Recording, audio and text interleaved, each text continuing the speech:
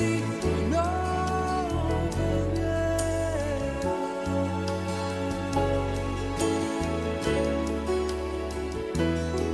Yo sabía si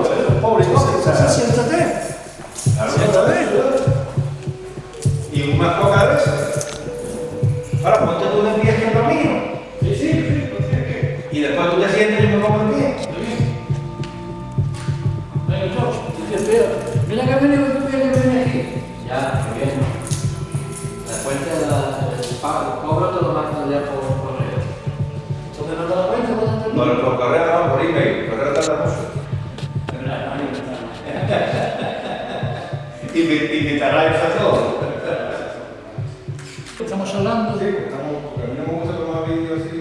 No. No, dice que había un marinero y un pirata. Un pirata viejo ya, un pirata viejo. Y un marinero. Un old sea dog. Un old sea dog. Y tenía la pata mala, el brazo con el gancho, y le faltaba el otro. Y el marinero joven dice, ¿cómo que? Y que decía, ¿Qué es eso ahí? Y dice que le dice, ¿cómo perdiste la pata?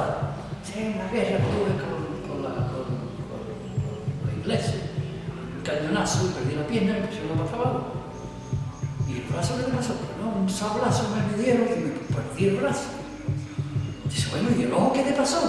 Dice, a mí lo que pasó fue que fue el primer día que me pusieron el gancho y me cagó una pavana en el ojo. y me salté la pata.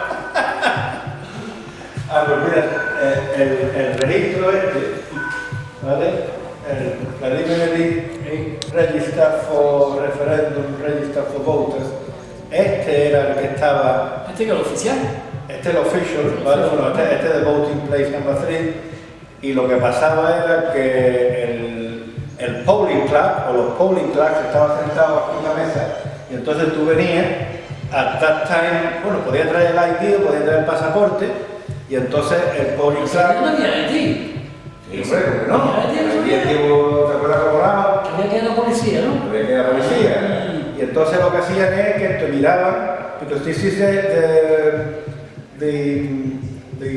register, tú tenías que estar registrado, porque si no, no podías votar. Anybody just can walk in and vote. So, es como los general elections, you need to be the electoral register. Sí. Y en este caso estaba el register del referéndum.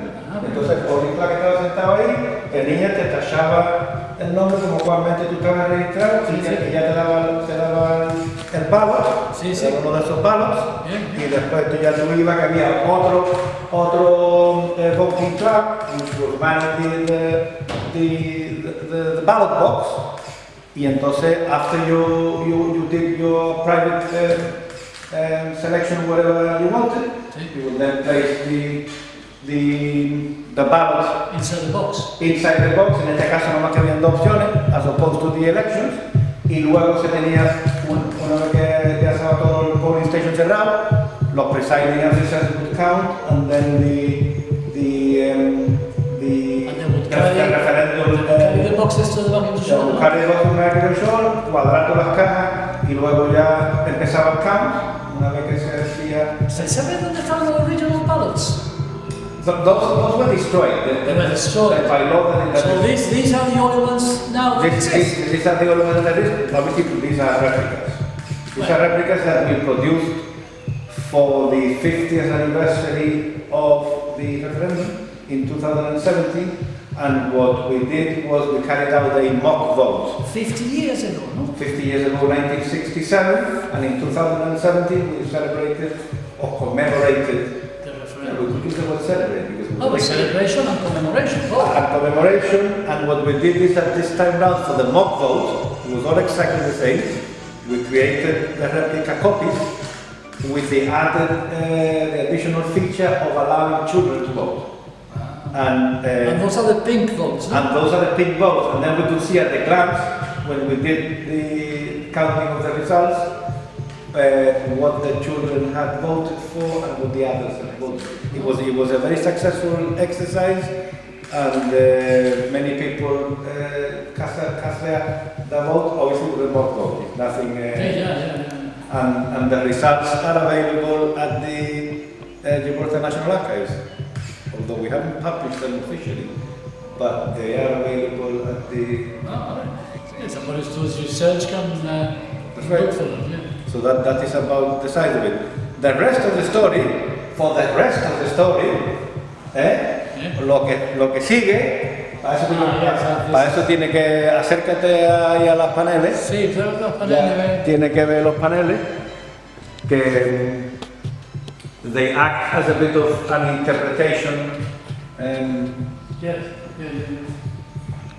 Of the day.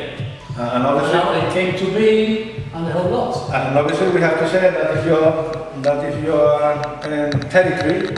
That this is a continuation, a supplement, something extra of the 20 pieces we exhibited. And that's right. This is the last piece of the Dancing Under the Shadows, which I couldn't finish it in time, because I had to have the ballots printed and etc.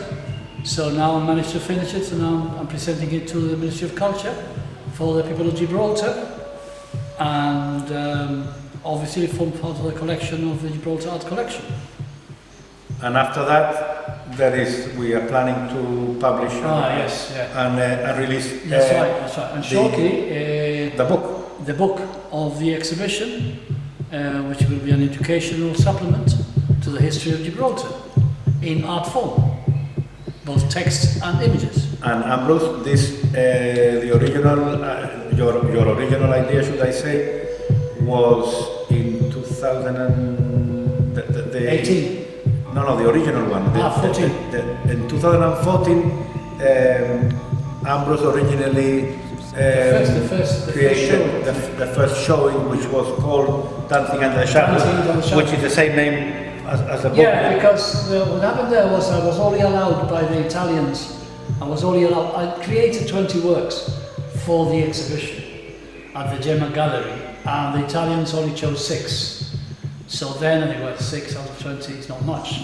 So I went along with it, but then I thought, well, next year or a couple of years' time I shall show the 20 works that I've created. And this one, the referendum one, was missing. Number 21. Number 21, which I showed in 2018, and now in 2021. But the original still dancing, the original dancing under the shadows carried no input from me. That was the original one. The original. I saw it because it was a commission by the Italians, the little constellation people who chose me to represent Gibraltar. I was restricted in how much I could express myself, so I kept it as pure exhibition. But it was always a history of Gibraltar, or rather a political history of modern Gibraltar in art form. I wanted to encapsulate what was happening over the years. The Gibraltar question with Spain. Gibraltar question with Spain, yeah. And then I realized that this was a history thing, and I talked to you about it, because I wanted to get the correct records, I wanted to get the correct information, and it became a collaboration between the archivist and the artist. And the artist. I remember you originally coming to me and explaining what you wanted me to do, and I was a complete at a loss. I remember the first night I sat at home, because as you know me now for a while, that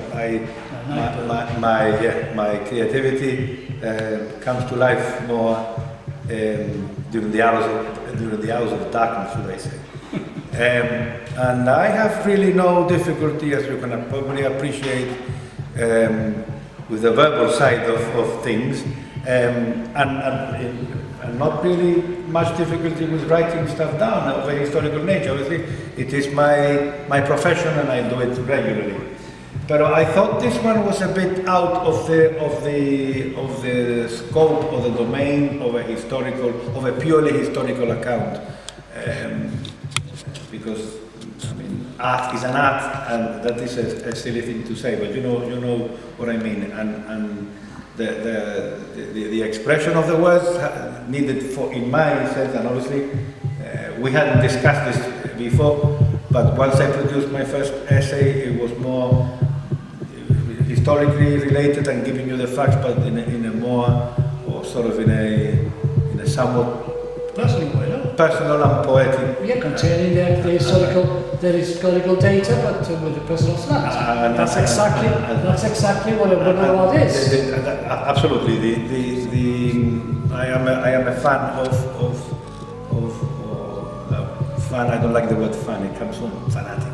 I like art and culture a lot, and obviously I knew, because we hadn't discussed it, I knew it wasn't a purely dry historical account. No. I needed some personal input, as you say, y un poquito poesía, y un poquito drama, un poquito teatro. Sí. Y Pero que es un teatro, sí, se montage. It's a montage. Y entonces the interesting thing is that we hadn't discussed this, and I set to work after a couple of hours of scratching my head, and I said, oh, this is what I'm going to do, and I finally produced this first essay, and I think it was The Prying Hands, the first one that I tackled of the 2021. And I sent it to Ambrose, and overnight when I finished the first draft of the text, and he came back saying this is exactly what I am looking for, which proves the point that sometimes if you talk too much and you plan things out too much, they don't turn out as well. They don't. That's what I expect. Then there was another interesting, I think, from my perspective, thing about the collaboration with Ambrose was because he had originally done the 20 pieces, or 20. Well, 21, but originally it was 20, and I had done the 20 annotations as Ambrose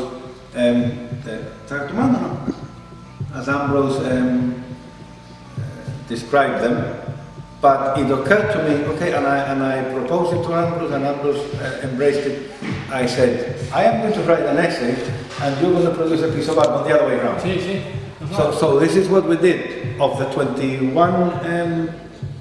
artworks or installations, whatever. Well, there were 19 plus 20. Or works of art. Then it became 21. And then it became 21. I produced the what we call the gas essay. Yes. Which was related to the proposed mustard gas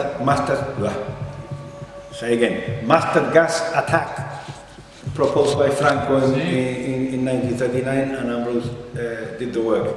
But the other 20 were the other way around. Yeah. Ambrose did the work, and I did the essay. I was not aware that I would have used it if I'd known about it. I know. This came out to light very recently. Yes, This has not been known for a long time. No. So I was not aware. It was recently declassified documents from the Estado Mayor del Ejército in Madrid, which had recently declassified because they have come of age. And sometimes that I got my hands on, and then I translated it and did a sort of a piece from that. So basically, what remains to be said is that we will be. We've already completed the book. It's in the process of being graphically set and being printed. It's going to be published, and hopefully it will be out maybe this summer. Hopefully the literature festival. And the idea is to present it at the Literature Festival, which hopefully we'll have this year again in November. So Watch this space. watch this space.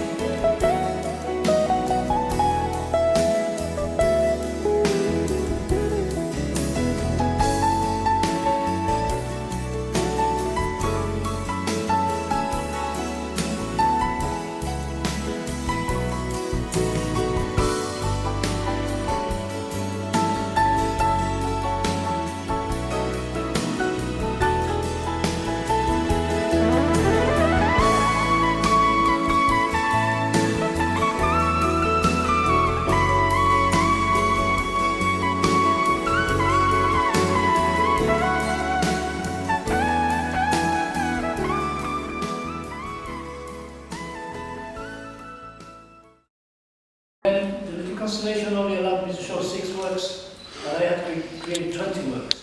So I thought it was a shame not to show it to the public. So in 2018, I did the full exhibition, but my time ran short, and this one was left in the back as well and was not exhibited.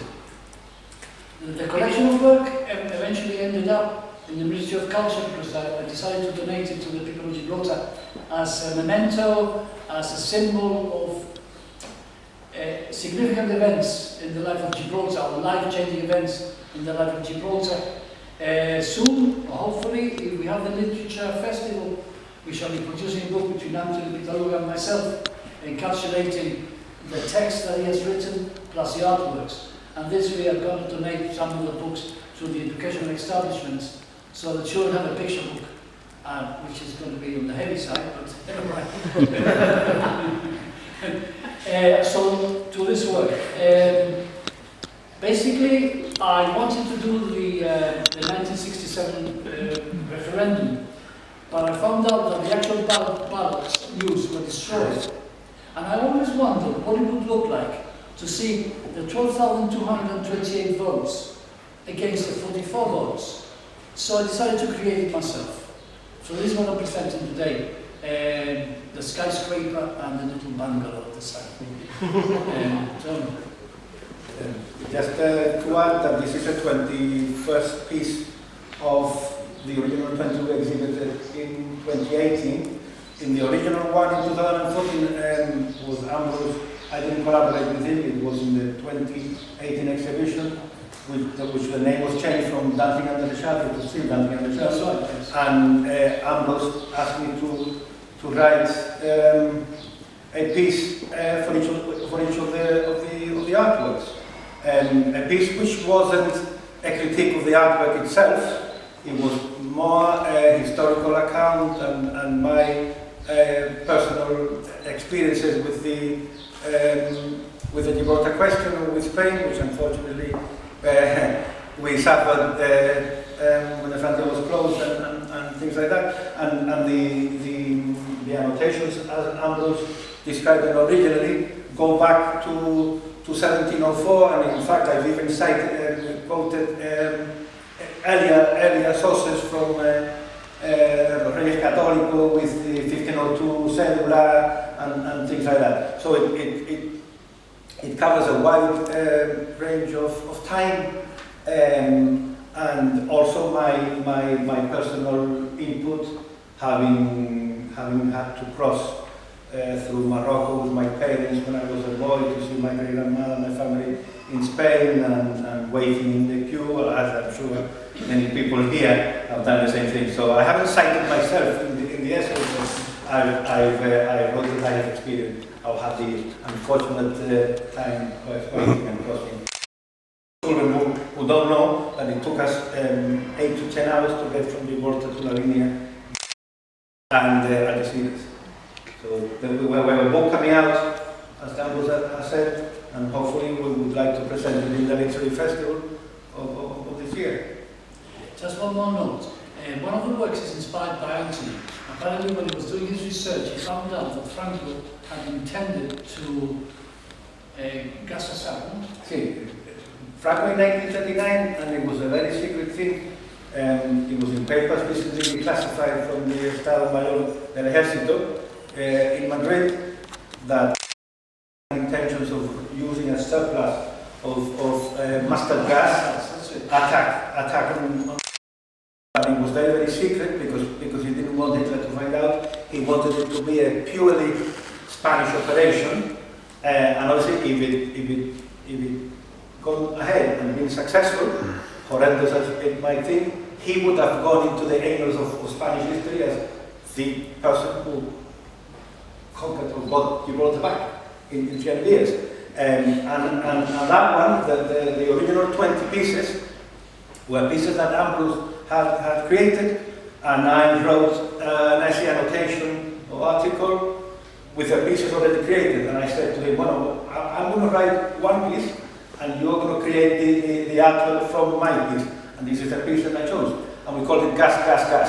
if you have a chance to get the book, It's It is a translation. It's based on a paper from the Complutense de Madrid. That's it.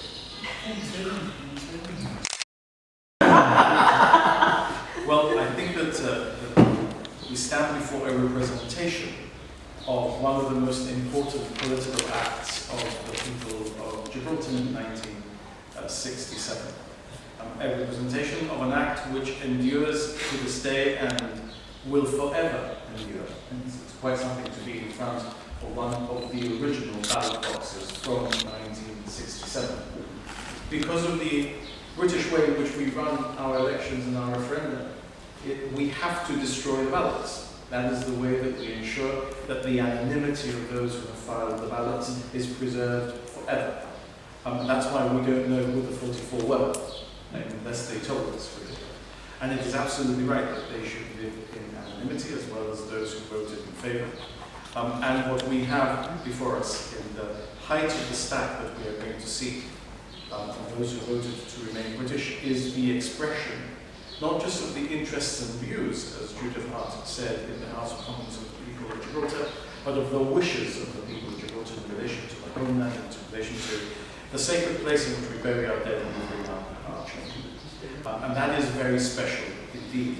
And I think it's very fitting that this should be your 21st artwork in relation to these issues.